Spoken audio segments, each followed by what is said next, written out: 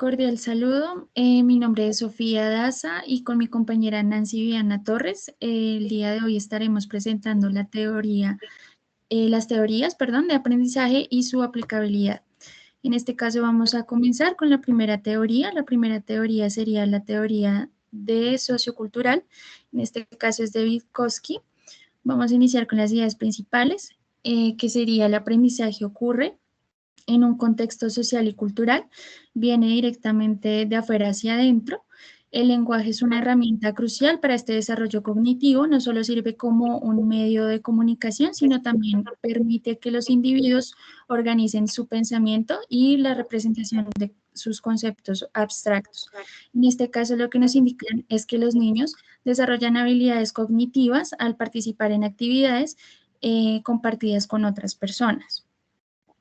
En este caso, pues también se ve mucho la zona de desarrollo próximo, que se refiere a la distancia entre lo que un niño puede hacer de forma independiente y lo que puede lograr con ayuda de otra persona.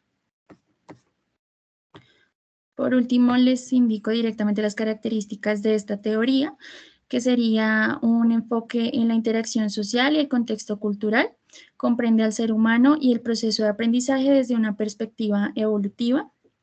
Se evidencia la relación del sujeto con la sociedad y el desarrollo de las habilidades innatas como percepción, memoria y atención. Los niños desarrollan sus habilidades cognitivas mediante la colaboración y el intercambio de los adultos y compañeros más capacitados. Listo.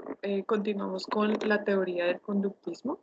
Su representante es John Watson. Las ideas principales de esta teoría básicamente se basan en que subrayan la función del medio, es decir, la disposición y la presentación de estímulos, el estudio de los comportamientos observables y no los procesos internos. Y además de eso, el comportamiento humano es el resultado del aprendizaje a través de las experiencias. El concepto más relevante es el condicionamiento clásico, que son todas las respuestas que conllevan o parten de un estímulo.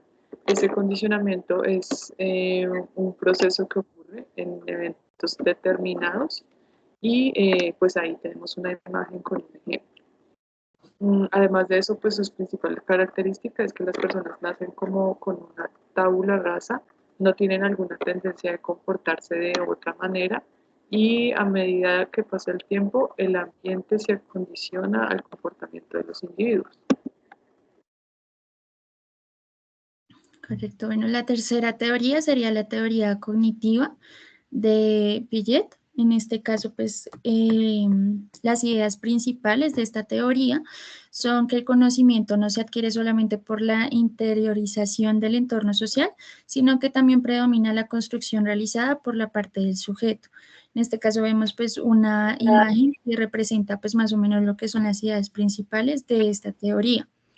En este caso, los conceptos, que son esquemas cognitivos, son estructuras mentales que organizan y representan el conocimiento, y a medida que los niños crecen, sus esquemas se vuelven más complejos y permiten una mejor comprensión del mundo. En este caso también podemos ver las características, que es lo que explica directamente Piaget en esta teoría, que propuso que el desarrollo cognitivo ocurre en 4 etapas. La primera etapa, que son sensoriomotor, que ocurre de 0 a 12, de 0 a 2 años, en donde el niño pues experimenta el mundo a través de sus sentidos y acciones. La segunda sería preparacional, que ocurre de 2 a 7 años, en donde el pensamiento es simbólico y no lógico, y los niños comienzan a usar el lenguaje y los símbolos. El tercero sería el operaciones concretas, que ocurren de 7 a 11 años, donde se desarrolla ya un pensamiento pues lógico, pero limitado a situaciones concretas y operaciones formales. Y el último pues sería ya a partir de los 11 años, donde los individuos pueden pensar abstractamente y razonar sobre pues ya situaciones más hipotéticas. Bueno, continuando, la siguiente teoría es la teoría de aprendizaje significativo. Su representante, David Ausberg. Sus principales ideas en cuanto a este aprendizaje es que ocurre cuando el nuevo contenido se relaciona de manera lógica y relevante con los conocimientos previos del estudiante. Esta conexión es esencial para que el aprendizaje sea duradero y significativo. Además de eso, se refiere a la capacidad de modificar y enriquecer los nuevos conocimientos como los existentes, creando un entendimiento más completo y estable. Requiere que los estudiantes sean activos en su proceso de aprendizaje, tratando de que busquen conexiones personales entre los nuevos contenidos y sus conocimientos previos. Y además de eso, enfatiza que cada individuo tiene una estructura cognitiva que es un conjunto de conceptos e ideas organizadas, y además el nuevo conocimiento debe integrarse en una estructura para que sea verdaderamente aprendido. Los principales conceptos tenemos estructura cognitiva, que se refiere básicamente al conjunto de conceptos e ideas que un individuo ya posee dentro de su aprendizaje.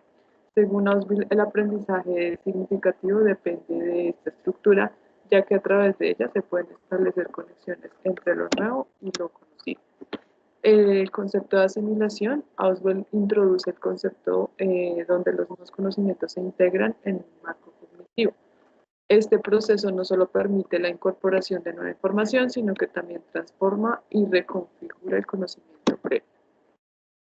Y dentro de sus características tenemos que al integrar una nueva información, no solo se añade conocimiento, sino que también se modifica y se enriquece el conocimiento previo. Este enfoque promueve un rol activo del estudiante en su proceso de aprendizaje, y los alumnos pues deben involucrarse más activamente en la búsqueda de conexiones entre los nuevos contenidos y además de eso pues sus experiencias previas. Ausubel propone que el aprendizaje debe seguir un orden jerárquico, comenzando por conceptos generales antes de pasar a detalles más específicos. Perfecto. Y continuando, pues ya con la próxima teoría, sería la teoría del procesamiento de la información.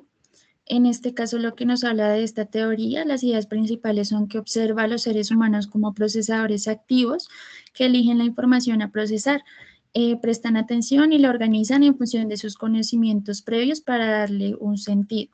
En esta teoría se compara el funcionamiento de una computadora donde la mente recibe estímulos externos y los transforma, los repasa y los organiza, en este caso, pues para poder generar una respuesta. El pensamiento de la información implica la modificación de la forma que estos cambios sean observables y influyen pues en las decisiones y las acciones del individuo. Digamos que resalta mucho lo que es la memoria sensorial, la memoria a corto plazo y la memoria a largo plazo. En este caso, pues los conceptos sería el modelo de la memoria dual o modelo de los dos almacenes. En este caso, el paso de la información por los dos almacenes, memoria a corto plazo y a largo plazo, es el procesamiento donde empieza cuando se percibe el estímulo, es decir, cuando se compara la información que se ha tenido con la información ya conocida. El segundo modelo de los niveles de procesamiento no considera la memoria como una cadena de almacenes, sino que se ocupa de la memoria según el tipo de proceso. Existen distintos modos de procesar la información, ya sea físico, acústico o semántico. Y por último, pues el modelo de los niveles de activación. En este caso, la memoria es una sola estructura, cuenta con diferentes estados de activación, estado activo, de fácil acceso y el estado inactivo. Estas son como las mayores características de esta teoría. Y por último, pues las características generales es que los sujetos seleccionan directamente la información, prestando atención al medio, transforman y repasan la información, la cual relacionan ya directamente con conocimientos previos. También la atención actúa como un filtro que selecciona los estímulos y la percepción del sentido al estímulo comparado a la información nueva con la información pues, que ya se tenía conocida. En este caso, comparar el funcionamiento cognitivo con una computadora, como anteriormente lo indicaba, donde la información pues, es procesada, transformada y organizada desde que se percibe un nuevo estímulo hasta que se produce ya directamente la respuesta. Bueno, tenemos el aprendizaje por descubrimiento. Su autor es Jerome Bruner.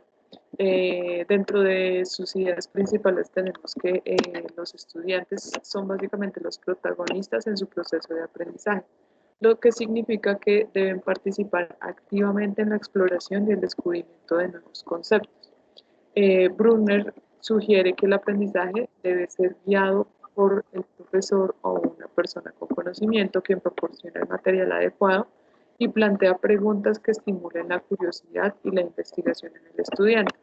Además de eso, el aprendizaje por descubrimiento está básicamente motivado por la curiosidad natural de los estudiantes o de los niños. Al fomentar un ambiente donde se valoran las preguntas y la exploración, se potencia el deseo de aprender. Los principales conceptos es el aprendizaje activo, que el autor lo sostiene que es un aprendizaje con un proceso básicamente activo donde los estudiantes siempre son los protagonistas y deben involucrarse en la resolución de problemas que les permite construir su propio conocimiento. El descubrimiento guiado se enfatiza en la importancia de un descubrimiento guiado. El profesor, como mencionábamos, debe facilitar herramientas y materiales para que el estudiante despierte su curiosidad y además de eso pues quiera investigar. El andamiaje es el concepto que se refiere al apoyo del docente y es ese apoyo el que ofrece a los estudiantes durante todo su proceso de aprendizaje. Las principales características, esta teoría por descubrimiento propone un enfoque educativo centrado en el estudiante donde la curiosidad, la exploración activa y el apoyo adecuado son esenciales para un aprendizaje significativo y duradero. Además de esto, el método promueve la creatividad y el pensamiento crítico, habilidades necesarias para resolver problemas y adaptarse a nuevas situaciones. Y por último, pues la curiosidad natural en el estudiante es base fundamental para todo su conocimiento. Muchísimas gracias por su atención y pues esperamos que la exposición haya sido totalmente de su agrado. Muchas gracias.